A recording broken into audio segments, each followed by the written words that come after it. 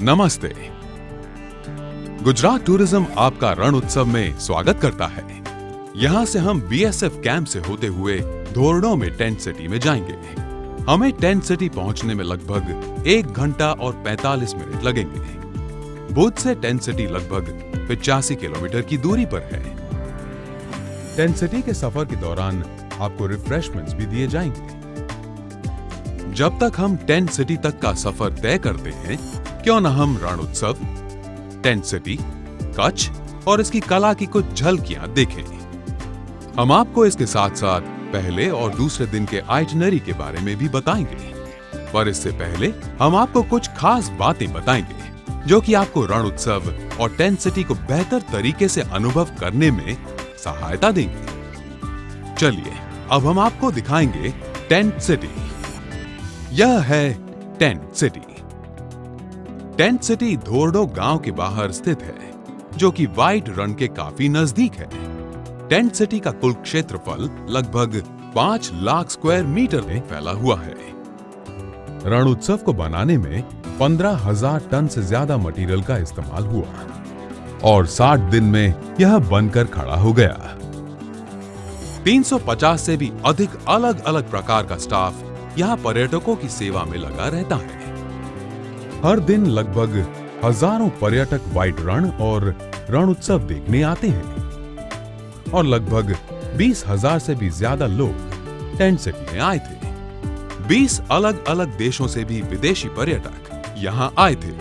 यहाँ 350 luxury Swiss cottages हैं, जो कि 9 अलग group A, B, C, D, E, F, G, H और आई में है। यहां 2 अलग डाइनिंग एरिया है और हर एक का एरिया लगभग 1200 स्क्वायर मीटर है। यहां पर एक रिसेप्शन एरिया भी है, जो कि 600 स्क्वायर मीटर जितना बड़ा है और 400 लोगों के लिए कॉन्फ्रेंस और मेडिटेशन एरिया भी है। इंडोर स्पोर्ट्स और कई रिक्रिएशनल एक्टिविटीज के लिए यहाँ एक क्लब भी उपलब्ध है। आराम करने के लिए एक कैफे और स्पा है। यहाँ पर एक हैंडीक्राफ्ट बाजार भी है। यहाँ पर एक एक्टिविटी एरिया भी है, जहाँ पर रोज शाम को सांस्कृतिक कार्यक्रम होते हैं। इससे पहले कि हम आपको टेंट सिटी के बारे में कुछ और बताएं, चलिए पहले हम आपको रण उत्सव की शुरुआत के बारे में बताते हैं। यहाँ पे हम सन 2009 से टेंट सिटी बनाने का काम लिए हैं और जिस समय हम लोग काम शुरू किए यहाँ पे आए, उस समय यहाँ पे जो पोजीशन ग्राउंड का था वो सब सही नहीं था और जो टेंट सिटी बनाने के हिसाब से जो प्रॉपर यहाँ पे होटल की तरह से टेंट की सुविधा दी जाती है, तो उसमें अटैच लेटरिन बाथरूम वगैरह जो दुनियादारी इसमें सब लगता है, उसके हिसाब से पूरा ड्रेनेज लाइन, इलेक्ट्रिक लाइन, वो सब करने के हिसाब से पूरा हमने होटला या जो भी चीज़ है गवर्नमेंट ने भी पूरा यहाँ पे बना के दिया, मेरे को रोड दिया बना करके। और उसके बाद में यहाँ जो ग्राउंड हमको बनाना था बहुत गड़बड़ सड़बड़ था और हम लोगों ने मिल करके, पूरी हमारी टीम मिल करके ग्राउंड को पहले मेंटेन किया गया। स्टार्टिंग में हम लोग क्या करते हैं कि जिस तरह स्टेप बाय स्टेप टीम को बुलाते हैं, पहले ग्राउंड लेवलिंग ग्राउंड को बनाते हैं और माल मटेरियल को डंपिंग करने के गोडाउन बनाते हैं और गोडाउन के स्ट्रक्चर प्लस जो जहाँ जो जैसे ज़रूरत पड़ती है, पहले बड़े बड़े स्ट्रक्चर जैसे रिसेप्शन का है, उसका है, सेट वाला बनाने वाली टीम आती है। कम से कम 100 आदमी की टीम मैं स्टार्टिंग में लेके चलता हूँ वहाँ से, अहमदाबाद से। और उसके बाद में फिर लोकल लोगों को रखते हैं, यहाँ का ग्राउंड का साफ़ सफाई, लिपन कार, चबूतरे को बनाना, रंगाई पुताई। उसके बाद में फिर कलर पेंट वाले आते हैं, फिर टेंट लगाने वाले ले आते हैं। कम से कम स्टार्टिंग में से शुरू करते हैं 100 लोगों से, फिर उसके बाद धीरे धीरे 150 करके ऐसे बढ़ते बढ़ते अलग अलग एजेंसियां जोड़ते हैं इस काम में। रण उत्सव को 2007 में टूरिज्म कॉर्पोरेशन ऑफ गुजरात ने शुरू किया था। 2008 में रण उत्सव सिर्फ 3 दिन के लिए धोरडो गांव में मनाया गया।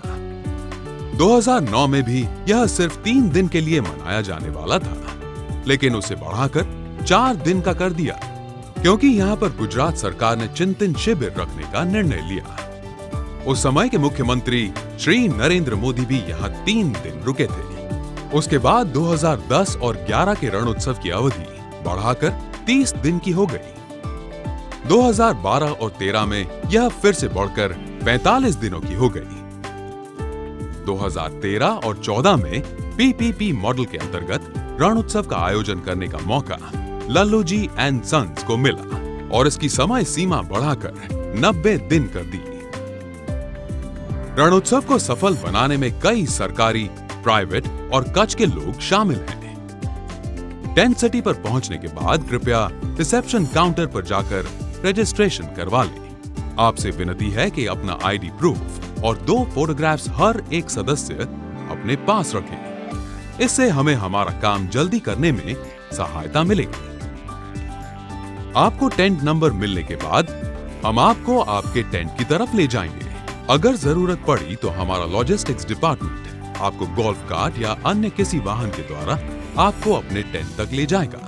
आपका सामान भी हमारे लॉजिस्टिक्स के लोग आपके टेंट तक पहुंचा देंगे। इमरजेंसी या किसी भी प्रकार की सहायता के लिए क्लस्टर मैनेजर से संपर्क करें।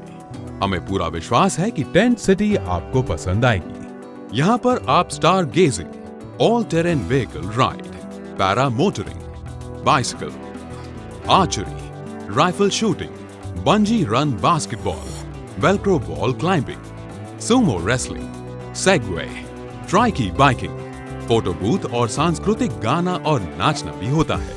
अपना लंच का आनंद आप अपने डाइनिंग एरिया में करें और व्हाइट रन के शानदार सूर्यास्त को देखने से पहले अच्छे से आराम कर लें। हमारे पास व्हाइट रन में जाने के 2 प्रकार के साधन हैं। एक है कैमल कार्ट और दूसरी है bus. Camel cart first come first serve basis पर ही उपलब्ध है। टेंट सिटी से व्हाइट रन 5 किलोमीटर दूर है। क्योंकि व्हाइट रन एक इको सेंसिटिव एरिया है, आपसे यह विनती है कि कृपया इस जगह पर गंदगी न फैलाएं। रण से लौटते वक्त अपने चुने हुए ट्रांसपोर्ट साधन का ही प्रयोग करें। टेंट सिटी पहुंचकर आप वहां चल रहे सांस्कृतिक कार्यक्रमों का आनंद ले सकते हैं और उसके बाद आप डिनर के लिए जा सकते हैं। दूसरे दिन की आइटनरी 2 रातें और 3 दिन का पैकेज। ब्रेकफास्ट के बाद आप अलग अलग एडवेंचर स्पोर्ट्स खेल सकते हैं। लंच का समय 12:30 से 2:30 बजे तक का है। आपसे अनुरोध है कि लंच के बाद काला डूंगर देखने के लिए आप पार्किंग एरिया में आ जाएं।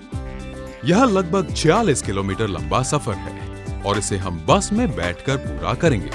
सफर के दौरान या काला डूंगर पहुंचकर आपको रिफ्रेशमेंट्स भी दिए जाएंगे।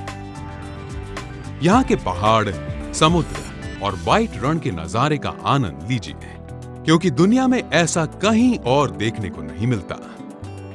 काला डूंगर अपने 400 साल पुराने दत्तात्रेय मंदिर और सियार को खिलाने के रिवाज के लिए मशहूर है।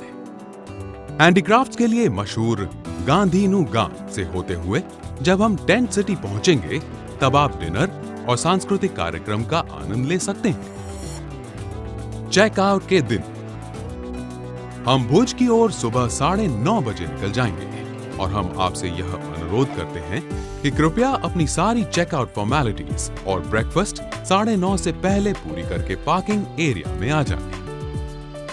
आपसे यह निवेदन है कि कृपया समय का पालन करें और दूसरे पर्यटकों और सफर की आइटनरी का भी ख्याल रखें। हम सबसे पहले आईना महल जाएंगे, जो कि अपने शीशे और म्यूजियम के लिए जाना जाता है, और उसके बाद स्वामीनारायण मंदिर जाएंगे।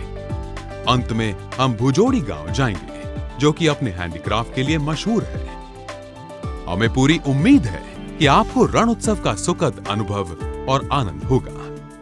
अगर आपको किसी भी प्रकार की जानकारी या सहायता की जरूरत हो तो बेझिझक हमारे किसी भी प्रतिनिधि से संपर्क करें।